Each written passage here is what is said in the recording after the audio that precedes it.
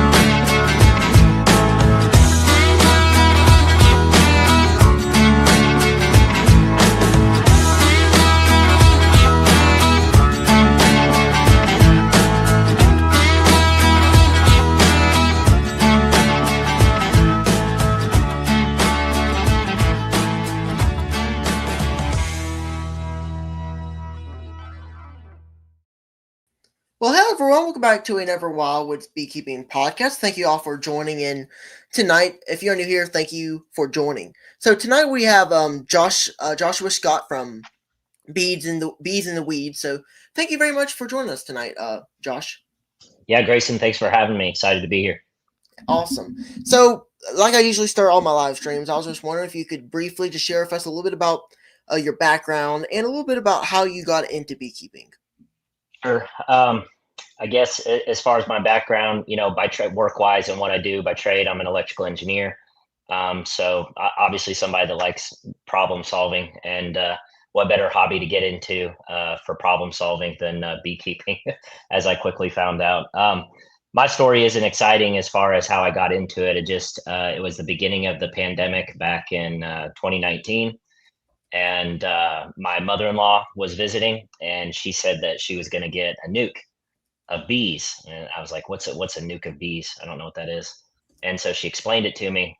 And then I just kept asking more and more questions. And Grayson, the way my personality is, like when I get into something, I go completely off the deep end, as far down the rabbit hole as one can possibly go. So I think it's just me being an engineer, the way my mind works. And so I decided, that sounds interesting. And the next thing I know, I'm watching hundreds of hours of YouTube videos. I'm reading every book on bees I can get my hands on. I'm on Facebook. I'm joining group after group on beekeeping. I'm joining my local bee club here. I'm going to bee conferences. And this is before I ever even got my first hive. So I just was trying to, just like a sponge, I was trying to soak up as much knowledge as I could. And then I purchased my first nuke in 2020. Again, during the pandemic, a lot of us were stuck at home. I thought it was a good time maybe to start a new hobby. And so I purchased my first nuke in 2020. And then that was my first year. And then second year, I got up to 4 colonies. You know how this works with bee math, right? And then in my third year, I got up to 10. And then in my fourth year, up to 18.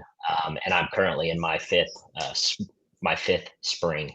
So that's really how I got started. Just my mother-in-law kind of planted a seed, and then that's all it took for me to just completely go off the deep end. Yeah, that's good. So how many hives do you have right now? Okay, so I currently have 12. I went into the winter 2024 winter with 18 colonies, and I came out with 9. So like a lot of the folks all across the country, I experienced what I would consider significant and unacceptable loss.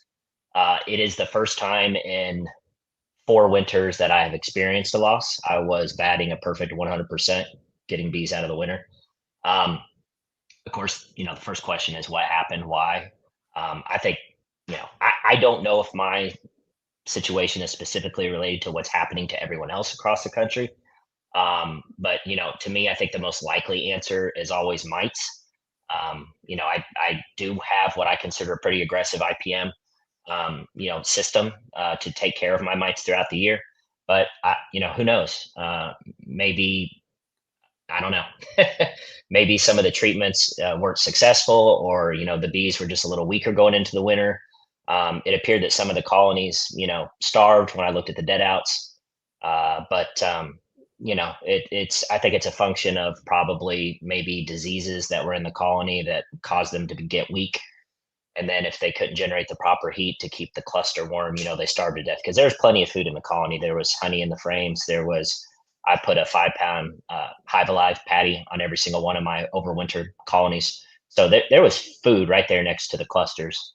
And I run singles, Grayson. So I mean, it's actually a little easier to overwinter singles than it is doubles, because that cluster is going to be right there at the top, and you put the food right on top. So, but yeah. Anyway, went in with 18, came out with 9, and I got one swarm call this year. Went out and grabbed that one, and then a good friend of mine, Dave Hansberry, just had 2 swarms in one of his out yards, and being an awesome guy that he is, he called me up and said, "Hey, come get these 2 swarms. I don't need any more bees," because he knows I'm trying to replace my losses from the winter. So I currently have 12. Awesome. So I'm gonna, if y'all would, in the chat, you can put questions in there, and we will answer them a little bit later in the live stream. So I usually just have some topics we'll kind of discuss. And so my next question for you would be, what is your main focus this year? Honey, expanding, both, or other things? Yeah, it's a good question. It's certainly honey production is top. I participate in our local farmers market here in LaGrange, Kentucky. I am currently out of product. I have many customers that are upset that I'm out of product. I make, of course, regular honey, but I also make creamed honey. Started making that last year. I've sold out of that. That was a huge hit. So I really need to have these 9 colonies that came out of winter to be production colonies. Thankfully, at least to my knowledge, none of them have swarmed yet. And so I'm hoping it stays that way. Although running singles, generally speaking, one of your biggest problems is increased swarming tendencies with that single brood nest, brood chamber. But yeah, that's my main strategy. And then Grayson, also just to kind of get back to where I was, because I think ultimately, you know, um, right now in my life, I think I could successfully handle 20 to 30 colonies, somewhere in that range.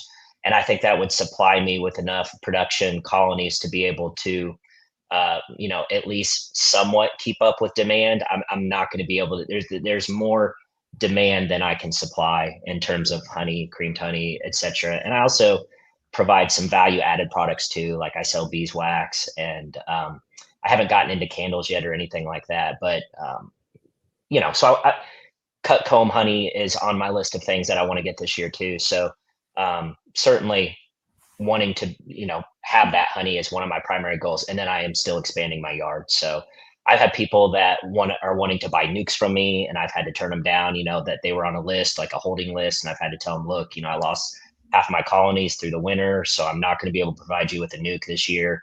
I was able to sell a couple nukes last year, but it's just when you use 50% of your colonies, it's kind of it's a big setback, in terms of honey production and being able to raise bees as well. So those are my 2 primary focuses this year, Grayson. So I'm still focused on expansion and trying to um, get more honey. Yeah, awesome. So my next question would be, how do you manage your bees? Mites, treatment, feeding. Sure. So, like I mentioned before, I run single brood management. I've done that since really the first year. Well, maybe halfway through the first year. I started out with double deeps, but then to me, I thought it was more cumbersome. It's more expensive. It takes twice the equipment. Well, maybe not exactly twice, but it does take more equipment. You're going through 20 frames on inspections instead of 10. And so I kind of dipped my toe into the single brood management and kind of switched over from there. And I haven't looked back since. There's a lot of pros and advantages to single brood management. Yes, there are some disadvantages as well.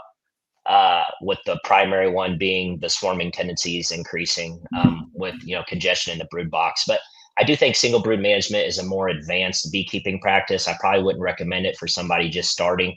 It is easier just throw a second deep on top of a single one and give your queens more room to lay, right? But as far as my beekeeping, my IPM or feeding practices that I use, I will use I don't use any chemicals, so I don't use amitraz, the apivar. I don't use that. I try to use natural, all natural acids like formic acid, oxalic acid, and then I also use time-based treatments like apigard. So typically in the spring, coming out of the winter time, uh, you know, if needed, I'll treat with formic before the temperatures get way too hot, right? Even before I throw honey supers on, if a colony is high on mites, go ahead and treat with a round of formic. Once I put honey supers on my colonies, I do not treat at all. It's just not that you can't like treat with formic, or I think, technically you're allowed to treat with oxalic acid. I just personally choose not to. So my goal is to get mites, coming out of the winter. I want mites. I want to knock those mites down before the honey flow because, again, mites are going to continue to ramp up and build almost, it can be exponentially heading into the summertime to fall. So once I pull honey supers off, I immediately treat with the colonies with apigard. And so I'll do a round of apigard, and then that, you know, hopefully is a good knockdown. If not, I've treated with formic in the fall again as well, just to try to get those bees knocked down. Since the beekeeping calendar starts in August, it's extremely important to get those mite numbers low so that those fat bees that have the extra fat bodies that are going to be required to live throughout the entire winter, say like 5 6 months, those bees need to be healthy and they can't be sick from diseases caused by varroa destructors. So it is very important to get those mite loads down heading into the winter time. So I'll typically use apigard or formic to try to get to knock that down, and then for a maintenance during more of the broodless time periods as we start to enter the wintertime, October, around Thanksgiving, sometimes December, it's all weather dependent and what the temperatures are. I will do oxalic acid vaporization on the colonies to try to get as close to zero mites as possible throughout the wintertime. So that's my mite treatment philosophy. Those are pretty much the three products that I use: formic, oxalic acid, and apigard. As far as feeding, um, because I run singles, that there's most of the brood nest is going to be brood, right? There's not going to be a lot of honey stores in frames 1 and 2 or frames 9 and 10, like with some other, like with double deeps, say. So because of that, when I pull honey supers off in early summertime, I have to feed like crazy, feed, feed, feed, feed, feed, because I've basically taken everything from them at that point. Yeah, there may be the little band of honey on the top of brood frames, but they have very little stores to get them through the wintertime. So um, I'll feed a heavy syrup in after I pull the honey supers off, maybe 1.5 or 2 to 1 syrup, and then my whole goal is to get those colonies up to about 70 pounds ish. If I can get to about 70 pounds of weight, and I do have a scale, I'll weigh each colony going into winter, then I know they're going to have pretty much enough food heading into wintertime. Plus, like I said, they get a 5 pound Hive Alive patty on them anyway, prophylactically. So just, in case they need it. And then in the springtime, like now, Grayson, before I put honey supers on, if the colonies are a little light coming out of the wintertime, some of them, blow through their food stores and they're a little light. I'll feed 1 to 1 to try to, number one, stimulate that queen, get her ramped up and going for the springtime, and obviously make sure that the bees don't starve, because when you're February time frame, February, March, that's peak starvation time period for bees. So I'll put in those. I've tried different feeders along the ways. This year I tried those frame feeders for the first time, so I put those inside, and the bees took it, and I was happy because we get pretty rainy here in Kentucky in April, and the bees were stuck inside for like 4 or 5 days in April, and again, that's when they can really starve if they're low on food. So I'll give them some 1-to-1 syrup early in spring, and then I feed them late to get them ready for winter. Yeah, absolutely. My next question for you would be: what are some lessons you have learned in beekeeping? Oh gosh. Uh, I feel like you're learning things every single day, right? Yep. Um, oh man, where do I start? I the number one lesson, I would say is don't be afraid to try something. I think, you know, especially new beekeepers, they think like, oh, there's only, tell me the way to do this or tell me the way to do that. And the reality is there are hundreds of ways to successfully keep bees, period. And sometimes we get bogged down in the little details and stuff. And really the answer is both works. Like for instance, screen bottom boards versus solid bottom boards. Some people swear by one or the other. So the answer is both work, both are fine, right? So I think one of the lessons I learned first of all is don't be afraid to try something. Uh, Implement a strategy, even though there may be 5 different ways to skin this cat. Go ahead and try the first one, see if you like it. And if it's successful, fine, stick with it. If not, don't be afraid to switch up, right? So I think the other lesson that, at least our advice I would give or lesson learned is do your research up front. I find it easier to stick with one set of uh, equipment. So if you're going to run 10 frame equipment, get 10 frame equipment. Don't do like 8 frame and 10 frame and mix and match because it's just going to be a lot more expensive. You're going to have to buy a lot more of X. So, some people will do like the 8 frame equipment or 10 frame equipment, or, you just want to make sure that you kind of pick something and go with it, is I guess another piece of advice. But other lessons learned, gosh, don't get in your bees after a certain time. They get pretty angry when all those foragers have returned. Maybe after 5 o'clock or so. Learn that lesson. Um, I don't know. There's a ton, Grayson, but I think the most important thing is everyone is going to make mistakes in beekeeping. I don't care Yeah. who you are. Even master beekeepers still make mistakes. The important thing is to try to learn from those mistakes and do better the next time, right? So I just made a mistake, yesterday, when I was marking a virgin queen from a swarm, and I went to put her back in the colony, and she flew off. So I was like, well, there goes that. So hopefully she came back to the colony. I don't know, because those virgins are pretty flighty. But yeah, that was probably stupid on my part. I probably should have just left the virgin alone in the swarm and not tried to mark her. So Yeah, everybody makes mistakes. But you have to learn everybody, from them. yeah, That's what I've always said. My live streams all the time.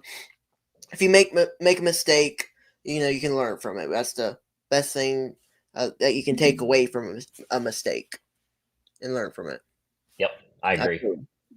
All right. So my next question is similar to what I just said, but it's a little different. What is your favorite and least favorite thing about bees? About keeping bees? My favorite is catching swarms. There's no doubt about it. I absolutely love catching a swarm. I think it's number one. I think it's the coolest thing. I mean, these insects are absolute miracles of God. They're just they just absolutely fascinate me.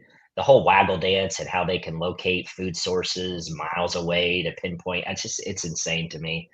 Um, but when you walk out in your apiary, it doesn't really make you smile to see a big old swarm hanging from your tree or a bush. But when you get that phone call or you get that email or text that, hey, I've got some bees in my yard or something, and you go and you see this massive primary swarm, it just, dude, it's exciting. And, you'll walk up there in a t-shirt and shorts and flip-flops, and you get like 20 bystanders and they think you're nuts.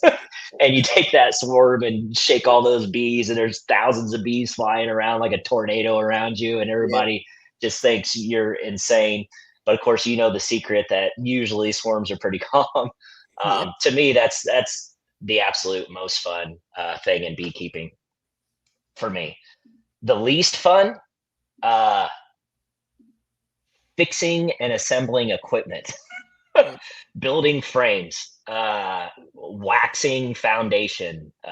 That's not fun for me. That's monotonous, having to build hundreds and hundreds of frames every year, assembling jester boxes. That's not fun. So I don't know. I think that's probably my least favorite. What about you? I'd have to say my favorite thing would probably be, catching swarms too. It's always great to um, catch swarms. I know for sure my least favorite thing is most likely small hive beetles. Because down here, I don't know about your area, but down here we have a whole bunch of those things, and they can get pretty bad. But Wow. they were really bad in like 2023 is that was when they really made a really bad impact on our bees. This year, I have not really noticed them as much. For some reason, they have not been a problem. They have not been anything that's been anything concerning to me. I saw a couple today, and I actually saw one on my phone. And right when I saw it, I was surprised to see it because I haven't really seen many of them this year for some reason. But they can because I know, but I do know in 2023 they were a really bad problem. I think it was just because we had a bad flow that year. So, knock on wood, small hive beetles is something I do not have issues with. Really? I have more issues with ants than I do small hive beetles. So, uh, why is that? I don't know. I'm not doing anything overly preventative. I'm not one of those beekeepers that puts lime in the soil or grub X down. Um, I I attribute it to one having strong colonies because I think a strong colony, will mostly take care of small hive beetles themselves. They'll propolize them into a trap, and that's why when you ever pop that top cover and you see small hive beetles rush everywhere, well, you just did a jailbreak for them because the beetles had trapped them within an area. I mean, the honeybees had trapped the beetles within an area. But strong colonies and direct sunlight. I think my colonies are facing east, and they get morning sun up until noon, and then behind my colonies is my woods, and so they get evening shade. But just making sure that you put your colonies out in sunlight. Small hive beetles hate sunlight, and so it seems like my mother-in-law was keeping her bees in a damp, shady area, and she had small hive beetles everywhere. Small hive beetles love damp and shady areas, and I just recently started using pollen patties, but very sparingly. So I think also the fact that I don't use pollen patties, which is like an absolute small hive beetle magnet, I think also helps keep small hive beetles in check. But I have more ant problems where I have to go Really? around and dust the base of my hive stands with diatomaceous earth to keep the ants down. Now, again, a strong colony. Honeybees have been battling ants for I don't know what thousands of years, so they know how to fend off the ants. I just find them more of a nuisance, and I'm Yes. sure the honeybees do too. And if I can make their job any easier, I'd like to. I used to put my stands in like a plastic tub with water to create a moat, but then I was also creating mosquito breeding grounds, and so it's always seems to be like a catch-22 with things we do in beekeeping. So the diatomaceous earth, I do have to reapply it because rain washes it away, but it does seem to knock the ants down pretty well. Yeah. Absolutely. So my next topic. Let's see here. Um. Actually, I think that's about it of all the topics. So that's good. Got through all our topics. I guess I'll go on and answer some questions. So if y'all would, make sure to put in some questions if you have any questions. We will answer those here. And if you would, please go and click the thumbs up button. I also do have Josh's YouTube channel in the description below. So when we get done with this chat, make sure to check out his channel if you haven't already. So our first question is from Russell Koopman, and he says, "Josh, how much honey did you make last year?" Oh, that's a good question, Russell. So last year I brought 10 colonies out of winter. I would say seven of them produced what I would consider, a decent honey crop. And I ended up bottling around 350 to 375 pounds of honey last year.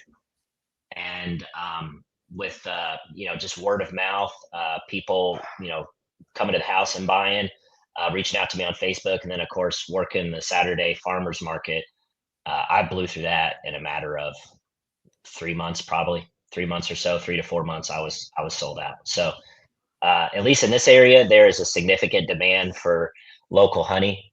Louisville, Kentucky is one of the absolute worst cities in the United States for allergies. I think it's like top three in terms of pollen count. And everybody around here this time of year, it has watery, itchy eyes, a runny nose. It's significant. So local beekeepers are always getting hit up for honey in this area. So I was blessed. I mean, 350 pounds was a really good honey crop for me. I'll be thrilled if I get that again this year. Of course, I'm hoping for more, but we'll see. Ideally, I'd like to get into the thousand range. 1 to 2,000 pounds a year. I think would be ideal for me, which is why I really want to get up to about 20 to 30 colonies. Yeah. And Kentucky just recently successfully lobbied Congress and our governor to pass a law to increase the amount that a beekeeper can produce each year without requiring it to be in a certified honey house. So it used to be 150 gallons a year. It's up to 500 gallons now, or Okay. 6,000 pounds of honey, which is great. Grayson, does Alabama have a law like that? I'm not really sure. I don't think so, but I have to go through that. I'm not Okay. honestly really sure. Some states have Yeah. unlimited. Kentucky and Tennessee had the most strict law, with it being only 150 gallons of honey a year before you had to have a certified honey house. So really excited that got passed recently. It's a big win for Kentucky beekeepers. Awesome. Because I know all states probably have different laws and stuff with their beekeeping stuff. Yep, Yeah. yep. Absolutely. And we try to Russell, be on the up and up, right? So we try to do everything legally the best we can. absolutely. Russell has another question. It says, Josh, what has been your best selling flavored cream honey? Oh, it's a great question, Russell, and it also ties into additional regulations. So the answer is, well, I just started it last year for the first time. I got a Lyson honey creamer, which is amazing, by the way. I'm a big fan of Lyson, and it's unflavored. So in the state of Kentucky, you can make unflavored creamed honey, no problem, no questions asked, no need for anything else. As soon as you add a flavoring to it, whether that be cinnamon, chocolate, vanilla, white chocolate, peanut butter, there's all sorts of really nice flavored creamed honeys out there. Boom, the red tape hits. You need to be in a certified commercial kitchen. That creamed honey has to be made in a certified uh, commercial kitchen. An inspector has to come and certify it. You have to pay a certain amount of dollars to have a commercial kitchen license, of course, right? And on and on and on and on and on. Okay, just red tape after red tape. I'm telling you right now, beekeepers are honest people, but nobody's doing that, right? So that so our local sort of regulatory advocate is the Kentucky State Beekeeping Association, and I've been working closely with Scott Moore and Jessica, who have been leading the charge on getting some of these old laws and regulations sort of lifted to stop hampering the beekeeper. And we have something in Kentucky called a home based processing uh, whatever license. But it's an inclusive list, meaning your product has to be on that list. So jams are on there, sorghums is on there, maple syrup is on there, making breads, making cookies is on there. Okay, you pay a once a year $50 fee, and you can make cookies in your home, you can make jams in your home, and you can sell it at the farmers market, right? So you go to the farmers market, you see those people selling all that stuff. They made it in their house, right? Honey is not on that list, and creamed honey is not on that list. So because it's not on that list, you cannot add any flavoring to creamed honey and sign up for the home-based processing and pay your $50 fee. Mm, So KSBA is actively lobbying to try to get that changed.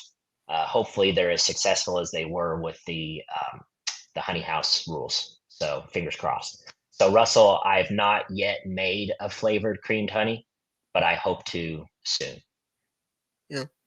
So, we were kind of talking about earlier about, our favorite and least favorite thing about beekeeping. We kind of agreed, if swarms being our most favorite thing, to catch and stuff like that. I actually, caught two swarms so far in two separate traps. So those were the only two traps I set out so far. And, I had a friend on the YouTube channel who said, "Hey, Grayson, this is kind of what I use. That your trap could use some space, to catch some swarms." You kind of gave me a little thing for me to do, kind of like just a technique to do to catch some swarms, and it seems to work really, really good. So I was going to ask you is. Do you set out swarm traps, to catch swarms, as, maybe beekeepers do? And actually haven't really done that much, but I decided to start doing it because, I haven't really had success in the past with it. But ever since I've started doing this technique, it's been working. So, kind of, how do you set up swarm traps if you do? I do. Actually, started trapping year one. I thought Really? it was like, wow, this is cool. You mean I can get freebies, literally freebies? So yeah, I watched a couple YouTube videos on it. Of course, I got a design. I read some articles on Dr. Thomas Seeley, who's kind of I don't know, world-renowned authority on swarming behavior and swarm catching. And the he determined that the ideal cavity space that a scout bee is looking for when she goes to look for a new home is 40 liters. And so, and ideally, the swarm trap is located 15 feet or higher up in the air. Although he does admit you can have just as much success lower, and I'll get to that here in a second. So, uh, I have been very fortunate, Grayson. I have had tons of luck successfully trapping uh, bees.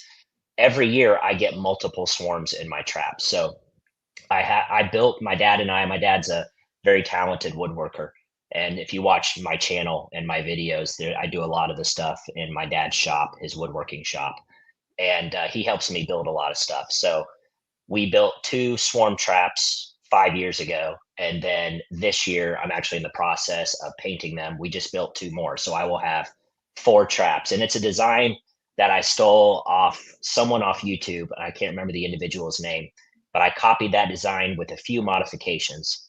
So the first year that I trapped bees, um, there was a huge, I mean, a massive beard of bees out front of the swarm trap. And I thought, oh, they're hot, right? So I modified these swarm traps. I drilled 2-inch holes on each side, put number 8 hardware cloth on the inside to allow some ventilation. And I've not had that issue since. My go-to swarm lure is Swarm Commander. I swear by it.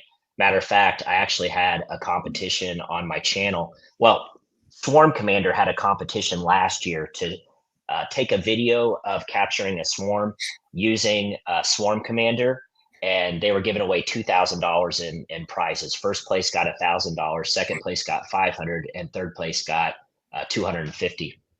And so uh, I ended up taking a video and I won. I got second place. And so, what I decided to do, because you could probably relate to this, I wanted to pay it forward with my subscribers. So I put up basically, I put up a video and announcing that I reached out to Scott Derrick, who's the creator of Swarm Commander, and he was willing to give away 30 of the 2-ounce bottles of Swarm Commander in lieu of me taking $500.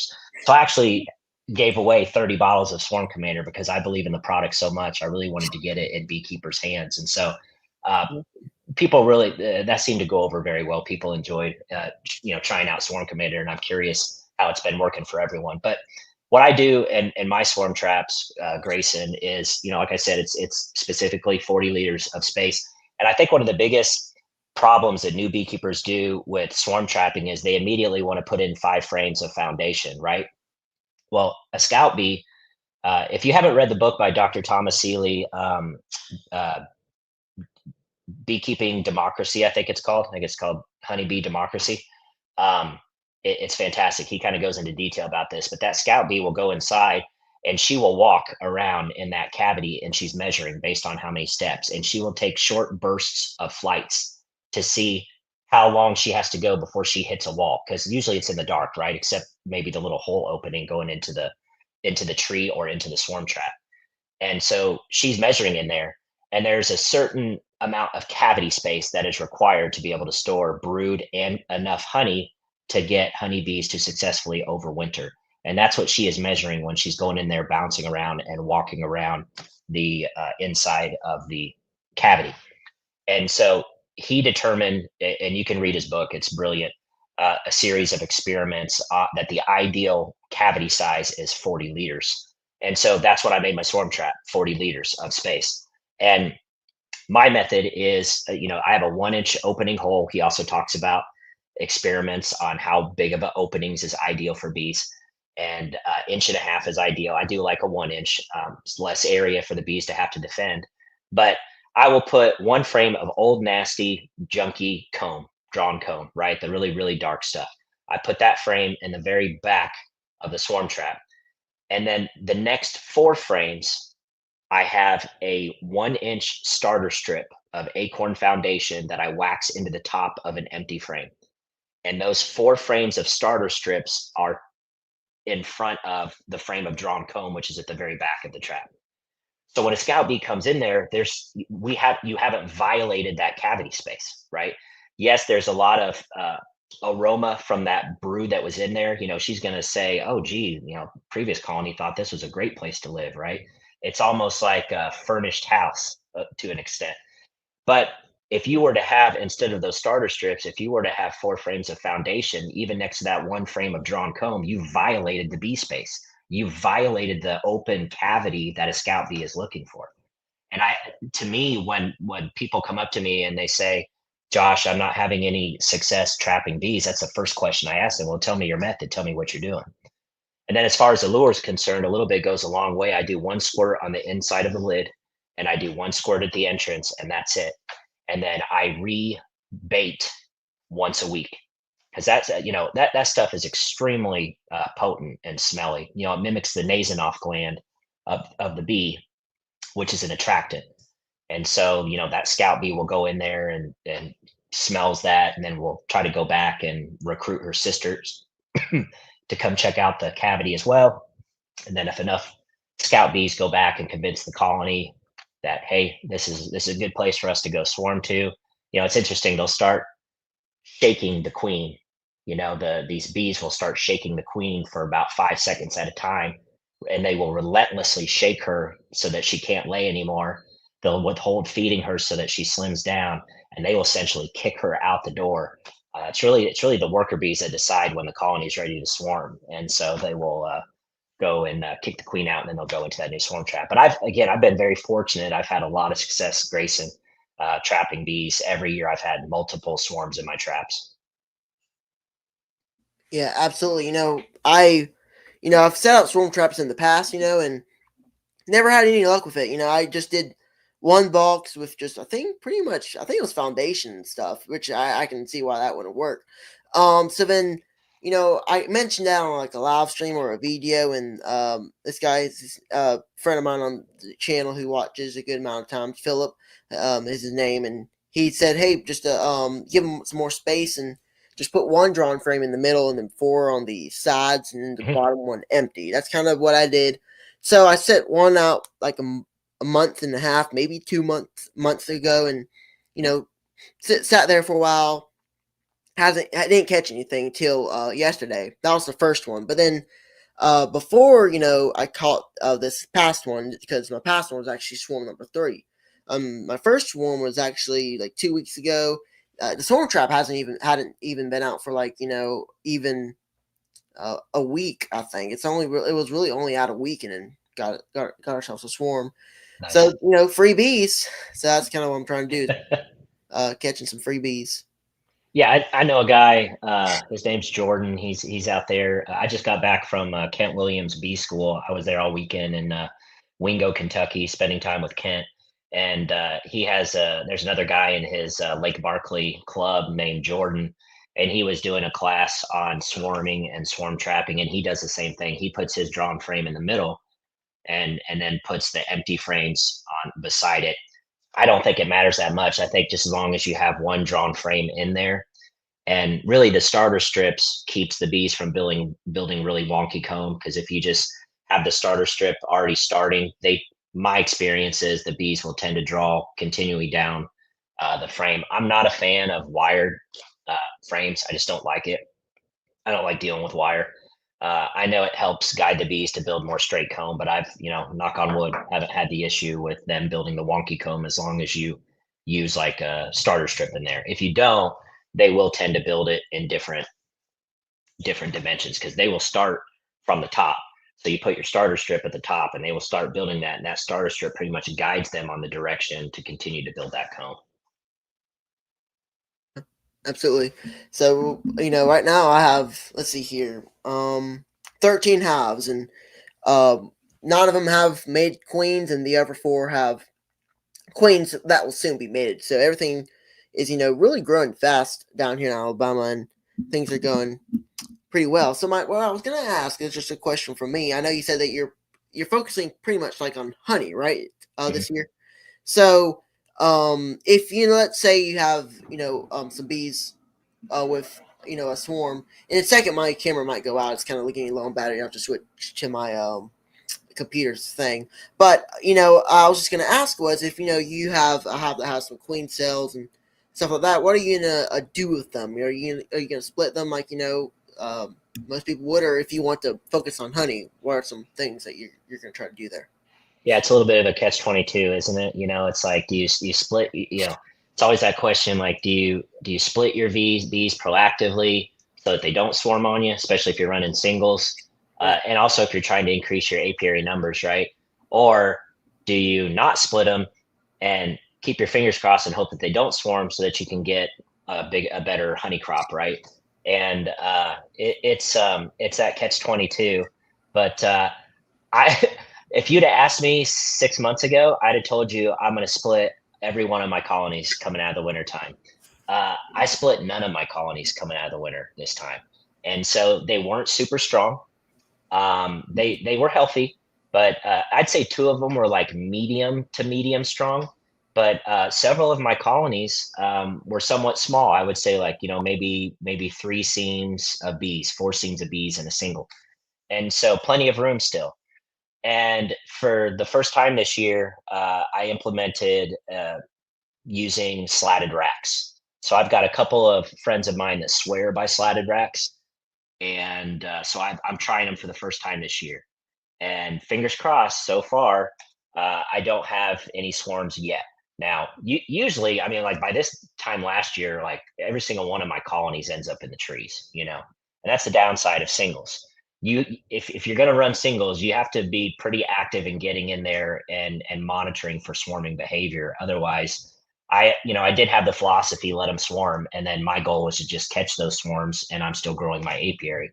But as you know, if you have the colony swarms, your honey production is going to go down as well because you're just not going to have as much numbers. Now you'll still get a honey crop.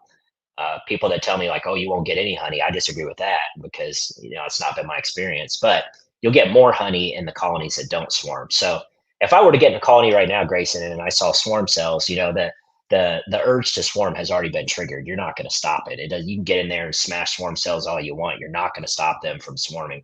That urge has been triggered. That's what every healthy colony wants to do is swarm. So you're fighting Mother Nature there. What I would do is I would just go ahead and make a split. So I would take those swarm cells, identify the queen, find the queen, take frames of food, and start a new colony. Put those swarm cells in there. I would probably if let's say there was like 10 swarm cells, I wouldn't leave 10 because I wouldn't want, cast swarms being thrown off or virgin swarms being thrown off. So maybe smash them all, but two cells. Yes. It kind of stinks because you don't know which of those is the best, would be the best queens, but it is what it is. You just, again, if you don't want a bunch of cast swarms, so I would give them a couple of swarm cells, approximately half of the bees, and leave the old queen in the existing colony and let her keep laying and going, and give them four new frames of drawn comb or foundation if you don't have it, and call it good. Yeah.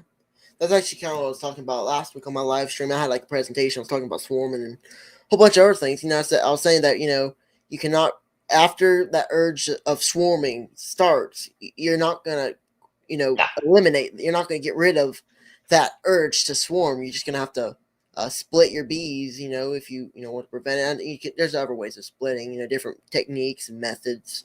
Yep. The way I'm doing it this year, which most people saw my last probably 2 videos of the splits, they both got some. A lot of people watched them, enjoyed them, so I'm glad people did. And those videos were just, I was doing 4 splits out of 1. So basically 5 frame splits from a double deep. I usually only run singles, but coming out of winter, I decided, hey, I kind of want to expand this year. And if I want to expand, you kind of, build my numbers up pretty good. I'm going to do double deeps, so let them build up into double deeps and then do 5 frame splits. And it seems Yep. like that worked pretty well so far. I checked all these splits, and most of them all from the first round of splits, they all have mated queens. Last time I checked, one didn't have a queen, but they had a virgin queen.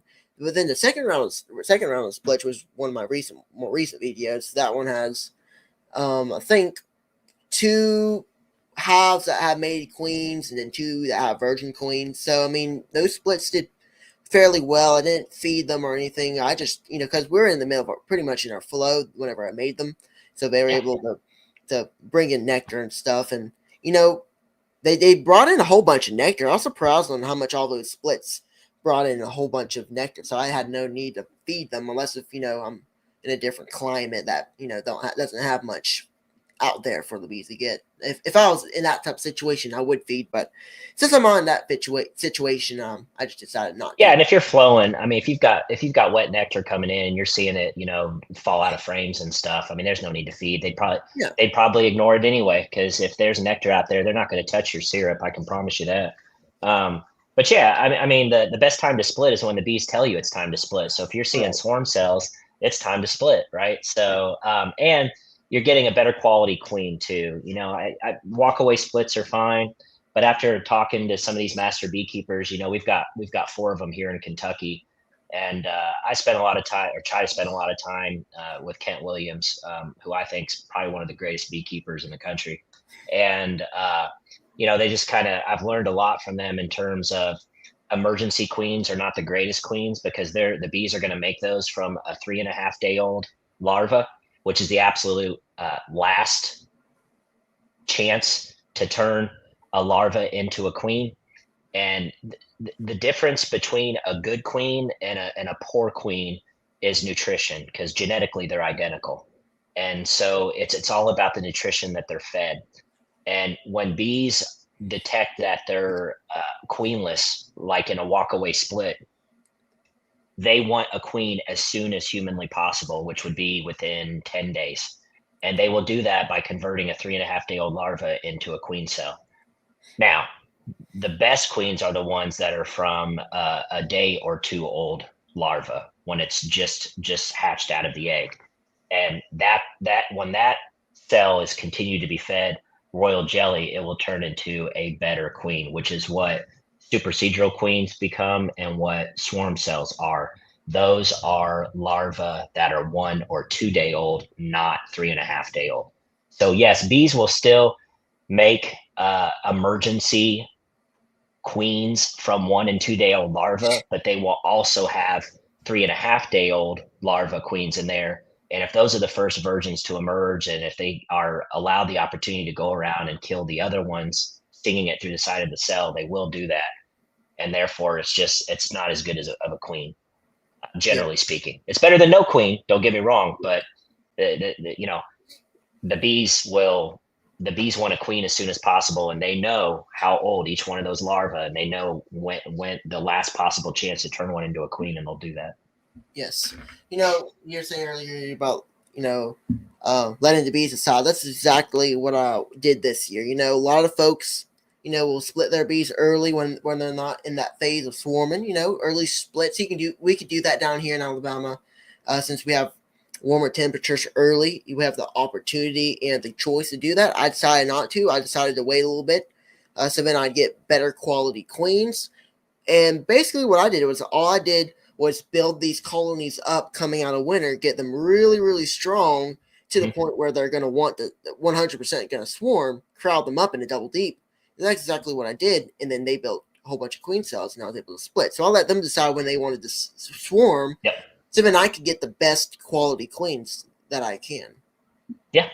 Yeah, Yep, and that's that's really another like strategy. Like yeah, my buddy Dave, he builds. I mean, he feeds these colonies early in the springtime, coming out of the winter, and he'll get some absolute monsters. And but I mean, you have options there. You can do splits. You can use those bees for a cell builder if you need to overcrowd that cell builder. You know, you have lots of options there, and it's you know good, strong, large colonies are healthy, and of course they're going to want to swarm. That's what they're programmed to do, and that is the sign. If your bees are swarmy, that is a sign of a healthy colony. So yes, it's not a bad thing. You can, again, you have lots of options that you could do with that. No one wants to lose their bees and see them fly away. I understand and get that, but it is a sign that you are keeping healthy colonies, and that's a kudos to the beekeeper. yeah, absolutely. So real quick, I want to thank you all for checking in. We'll probably end off here in about 10 minutes. We've already been going on for 50 minutes. I just wanted to go through some of the names that are in here. You have Bruce from Bruce's Bees. He's down there in Dothan, so he's really near where Hey, I'm at. Bruce. At the stream team. Their stream team chats every Wednesday, so they do good stuff over there. James, No Life Beekeeper, thanks for checking in. James. Austin and Vicky, all right, y'all got to head out. Thank you, Grayson and Josh, for good information and good conversation. Thank you, Austin and Vicky, more for checking in tonight. Yeah, thank you. Tim and Hannah from Gunline Bees, Jack and Danae, Randy, the Tar Heel Beekeeper, and Jessica Fairfax. Russell Koopman, good friend Russell. I can't remember exactly where Russell's from. Um, Pastor Larry, he's up there in North Carolina. Jed, good amount of folks in. So thank you all for checking in. If y'all have any more questions, I'll make sure to put them in there. We'll answer them in the next 10 minutes here. I don't think I have any more topics lined up because that's what I usually do in these live streams. I'll have lined up questions so then I won't forget them, because if I didn't do that, I've done that before. I'm running off the cuff. Sometimes that can be pretty difficult. So sometimes it can be easier to just have those topics in there and have them ready to go. Kind of what I Yeah. So, what about? I guess I'll ask you a question, Grayson. What do you read any beekeeping books? And if you do, what are some of your favorites? That's a good question. I read multiple. Now the main one that actually sits right here in this chair. That's probably my favorite, and I'll go through it whenever I'm doing live streams. Is the Beekeeping Bible? You might have heard of it. That's kind of I have it. Yeah. that's pretty. I'm sure most beekeepers do. But it's my favorite book because it has a whole bunch of good information in there, and I'll go through that whenever I have a specific topic that I have in store for a live stream. Mhm. Specifically, is I was talking about queen genetics and stuff like that, so I went into that book and was able to learn a lot more about that topic, so I could do a presentation on it on one of my live streams. It's a good book. Nice. A lot of pages, so I haven't read through the whole Oh yeah. thing.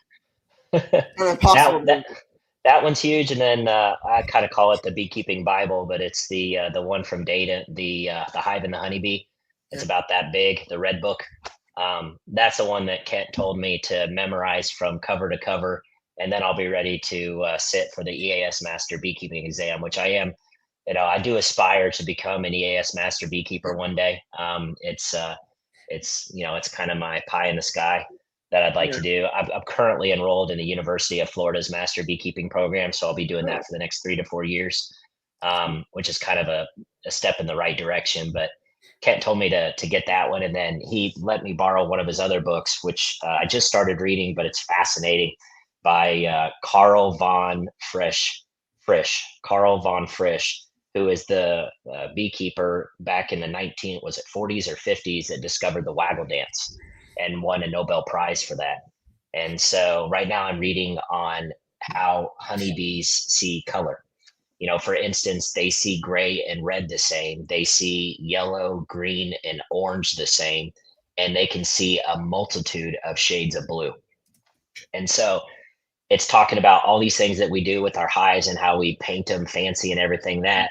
And then you realize, as far as the honeybee is concerned, some of it matters and some of it doesn't. So some people are painting for the human eye, but if you're painting to try to increase your chances of getting mated queens to return to their colonies, there are certain techniques you want to employ. For instance, a bee can't tell the difference between a circle versus a star versus a triangle. but a bee can tell the difference if that shape is hollow or if that shape is filled in. So even just painting a circle on the front of one colony, or a circle, and then on the colony next to it doing a circle but filling it in with a solid, the bee can tell the difference between that. And honeybees, again, if the colonies that we have, if we put them in line, they not only memorize when they're doing their orientation flights, they not only memorize the front of their hive, they're also looking at the hive to the left and the hive to the right, because Carl did experiments where he switched those up and the bee got confused. So it's a Um, fascinating book. I saw it was on Amazon paperback for like $25 or so, but it's called Bees by Carl von Frisch. So far, I just started reading it, but pretty fascinating stuff. I love beekeeping books. I could, just I try to absorb as much as I can. yes, those have a lot of valuable information. I'll have to check that out. Bees are so cool in the way they operate and do things. That's when whenever we're talking about most favorite thing about beekeeping, that's also one of my favorite things about beekeeping is being able to learn all these very cool and interesting and fascinating things about Oh bees, yeah, their systems. It's just so cool, and um, I think that we all have that fascination about them. absolutely. Yeah, I I I think, and I've only been doing this 5 years, or going into my fifth year. But like someone like these master beekeepers that have been doing it 30 or 40 years, they still tell you, I learn new things every day. Like you never stop learning about honeybees. You're never gonna know everything there is to know about honeybees. We're uncovering things all the time. We don't even know how oxalic acid kills honeybee, or kills Really, Varroa destructor yet. We just know it does, but yeah, we don't know how. There's a ton of stuff that we still don't know. Like, do worker bees move eggs? I don't right, know. That's a debatable yeah, topic. Do they? I don't know. There's so many things that we don't know that we're still learning every single day. For instance, did you know that a small hive beetle can smell a honeybee colony 35 miles away? really. Yes. That's Yep. And then we're sitting around asking, like, okay, did somebody just come up with that number? Or, no, right. they actually did studies. And I mean, Yeah, some people have gone to extreme lengths. Like Tom Seeley actually went to an island to be able to control and isolate certain controls, right? So that the colonies that he brought on that island couldn't interfere with any other outside, because you had all this water around the island. So you're not getting any erratic results. It's just, to me, it's fascinating the lengths that some of these, and maybe that's why I'm an engineer, because I love going into the details and yeah, nerding out on stuff like that. But to me, it's fascinating, not only the honeybees, but the people whose shoulders we stand on now and benefit from the research that they've done in the past to tell us about the waggle dance, to tell us about stuff like that we would have been none to the wiser on. I think it's pretty cool. yeah. Me too. I've always wondered if bees can move eggs. Yeah. I've heard that discussion been talked about a lot. Yeah. I know some beekeepers that swear they do. So, Yeah, I, I suppose they could. I don't know why they couldn't, but right. yeah, yeah, they're fascinating little insects. And the more you get into bees, I feel like the more you have an appreciation for what they do. Um, just as a super organism, right? Just thousands and thousands of individuals working together collectively for the greater good is Right. really admirable. Yeah. Absolutely. So we're getting very close to ending out. If anybody has any late questions, please put those in there real quick. I have one more question for you to kind of go off here is what are some long-term goals for you in your beekeeping journey? Well, what I just mentioned, Yeah. I I do want to. I would love to become an EAS master beekeeper one day. So that's definitely a long term goal, because to achieve that, you should be extremely knowledgeable and have a great deal of experience as well. Um, gosh, whatever. It may sound basic, but just being able to help honeybees. I mean, Right. I want to be a good steward of honeybees. I want to be able to have products for my customers, be able to have honey to sell, wax to sell, candles, maybe lip balms one day, salves, something like that. So I mean, I guess that's a goal, but really just beekeeping is therapeutic for me, and so I do it just as much selfishly for me as I do just to help bees, right? Because I just find it very therapeutic, very calming. When I'm with bees, I'm in my happy place. And so and doing things like this, talking about bees. When I'm not with bees, I want to talk about bees. I'm completely obsessed with it. Yeah. And I think it's a wonderful hobby. I encourage anybody, that's considering keeping bees to take the plunge. Unfortunately, Grayson, we don't have a very good retention rate in beekeeping. Yeah. I want to say it's bad. I want to say it's 5 to 10% of people that try beekeeping stick with it. And that's because, the learning curve is immense. I mean, if you remember back when you first got into beekeeping, Grayson, think about how many millions of questions you had, Right. and you're just completely lost. And then you have 15 beekeepers telling you 27 different ways to do something, and you just want to be told do it this way, but Right. no beekeeper wants to tell you that, because they'll have another beekeeper standing next to them. It's like, I wouldn't do it that way. This is the way I do it, and so it's overwhelming for new beekeepers. I don't think we do new beekeepers any favors Yes. with all these disclaimers that we give. And then I think we just overwhelm them, and so I think that would be another goal that I have, is to try to recruit more people to try beekeeping, because beekeepers are extremely important. Bees are extremely important, and we need more people to love and care for our bees. And so part of the reason I have my YouTube channel is to try to educate, try to, teach. I'm really kind of catering towards the newer beekeeper, trying to help answer those millions of questions that you have, just providing different options on how to successfully keep bees, and hopefully just help my fellow beak. That's really a goal that I have as well. Yes, those are good goals, and that's what we're all trying to do here. That's why do my channel is try to help Yeah, beekeepers in any way that I can. I don't I don't like I don't like to tell beekeepers exactly what they should do, but I try to give ideas and tips and some tricks that they may be able to apply to their apiary. And that's what I try absolutely. to do. That's what we all strive for in the beekeeping community here on YouTube and other places. Well, I guess we're here at an hour. Thank you, Josh. This was a very, very fun chat. Thank you for Yeah, I had a joining. great time. Thanks for Awesome. having We'll have me. to do it again sometime. Absolutely. Absolutely have to do it again. And if you need any questions on the live streaming thing, please email me and I'll try to get you my number, and then you can just text me if you need anything, because live streams are fun too. Yeah, absolutely. So thank y'all for watching. If y'all would please go on and click the thumbs up button, and make sure after you get on here, make sure to check out Josh's channel if you haven't already. Bees in the Weeds is also in the description below for you to check out if you would, and subscribe there. And if you're new here, please subscribe here as well. We appreciate you all. We do these live streams every Monday night at 7 p.m. Central, 8 p.m. Eastern. Thank y'all all for checking in. Make sure to click thumbs up button, and we will catch y'all next time.